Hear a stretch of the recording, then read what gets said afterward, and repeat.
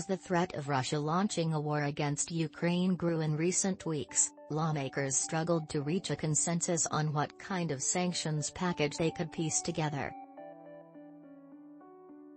After days of talks, for example, the Senate left for a recess last week with only the approval of a symbolic resolution rebuking Russia for its escalating aggression against Ukraine. Now, congressional lawmakers have returned from several overseas trips to meet with U.S. allies, sounding a new bipartisan note against a rising threat led by Russian President Putin. Among them, House Speaker Nancy Pelosi, who joined dozens of Democratic and Republican lawmakers who traveled to last week's Munich Security Conference. The focus was Ukraine, Pelosi told reporters on Wednesday.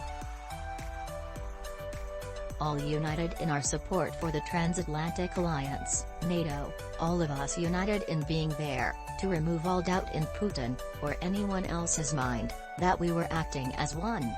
The annual event often draws bipartisan congressional attendance. But the trip was planned well before a new Russian threat had taken hold, putting Ukraine at the center of discussions, Pelosi said, who also took aim at Putin.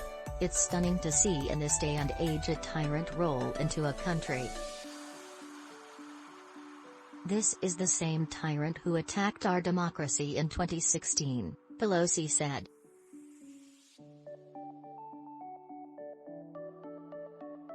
Now, a bipartisan coalition of members say they are joining forces to address the crisis when Congress returns next week, with plans to issue an emergency supplemental bill to aid NATO allies and Ukraine.